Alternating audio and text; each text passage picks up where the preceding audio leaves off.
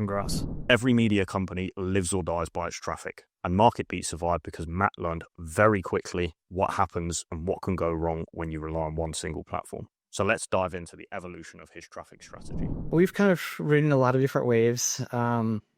We got hit by Google algorithm updates really early, like the first Panda update, the first Penguin updates, and really realized we don't want to build a company that is dependent upon a big tech company to exist.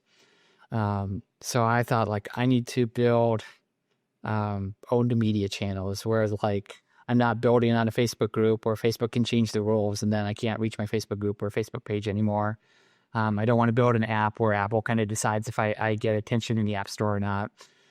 So that really led me to focus initially, it was all web traffic and Google AdSense and made some decent money doing that. But I thought, okay, this is, it's building on quicksand. Google could change the rules any day and I'm done. So that made me think, okay, I need to get as many people on an email list as possible, because if Google stops sending it to my website, I can, send an email and tell people, hey, come to the website and check this thing out. So that was kind of really the first owned media channel. Was that you kind of pushing site traffic to the email list, or what did that kind of evolution look like? People would go to an article about a stock, say Wells Fargo, and then there'd be a pop-up on a page saying, hey, do you want news about Wells Fargo delivered to your inbox automatically? Fill out this form.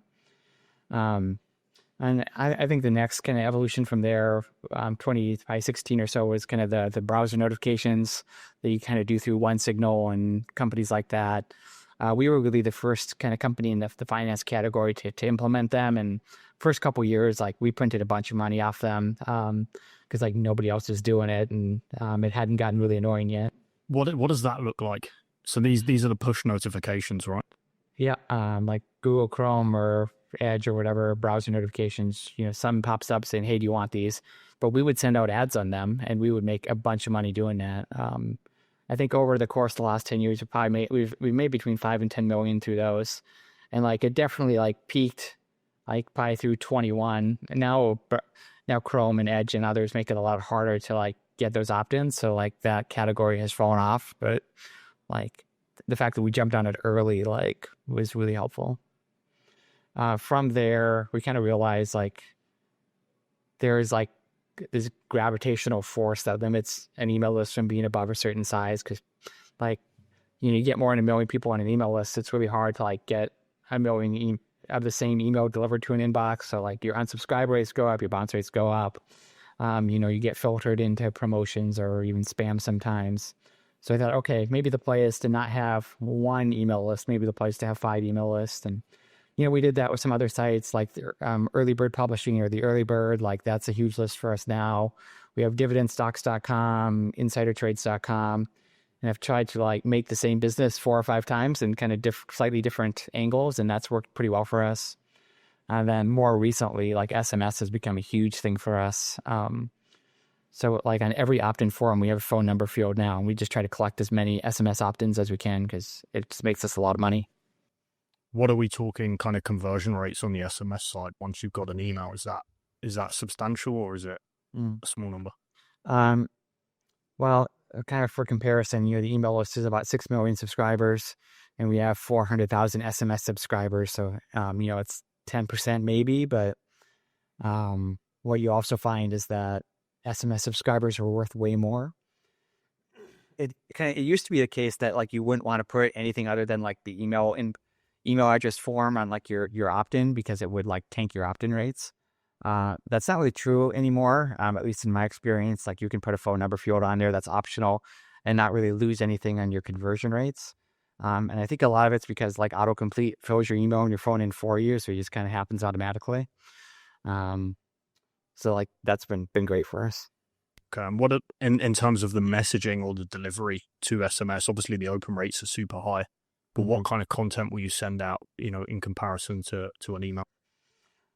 Yeah, what you find with SMS is that you got to be a lot more sensitive on the volume. You probably only want to send one text a day for the most part. So typically, what we'll do is we send one content piece out a day. That's kind of the value that they get. It's kind of maybe a stock of the day. And not we're endorsing the stock or recommending the stock, but it's here's an interesting company if you want to learn about it. And then maybe later in the day, we'll send out an ad. for something, and does really well with that. And then in terms of the YouTube organic, I saw you guys got to, I think it was 400K subs insane quickly.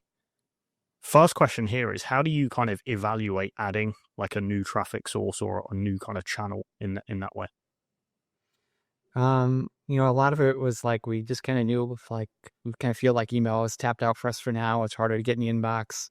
SMS is regulated, so it's great, but like you could trip up a roll and just kind of be done the next day, so that would be bad. We kind of felt like we had done what we could with the web, so we tried a podcast, and like that didn't really take off. So we thought, okay, let's try YouTube, because like it was great discoverability there. So we knew it worked because there are other investing YouTube channels. We kind of knew what we had to do in terms of like go find talent, find guests, and then like we had to point all of our other traffic at the YouTube channel to grow it. So like, get people on the email list to go to the YouTube channel, get people on the SMS list to go to the YouTube channel, all the stuff like that. So like that certainly helped from an organic perspective.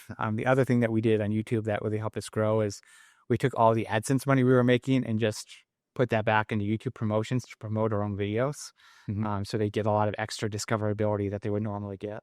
And on this kind of ecosystem piece, you mentioned there, you're kind of pointing traffic all over, to the new channel, to different channels, etc. How do you view this kind of ecosystem of the different channels that you've got, and how do you kind of segment out the viewers or the kind of different pieces? Yeah, I mean, we call this kind of cross-channel pollination of, we're just trying to build audiences on as many kind of owned media channels as we can. And, if you get something new, like, can you get people from your other channels to sign up on that channel? Because like the more channels that somebody subscribes to you on, like the more valuable they are to you. So if somebody's on email, you want to get to the website and sign up for browser notifications, or maybe you want to send them an email to get them to opt into SMS, or maybe they're already in SMS. You want to get them to your YouTube channel to subscribe over there, or you want to follow you on social media. Just trying to get people to bounce like to all the places. And maybe they're like, oh, I'm getting too much email from MarketBeat, but I love the YouTube channel, I'm going to go subscribe over there. Is like to get people as many places as we can.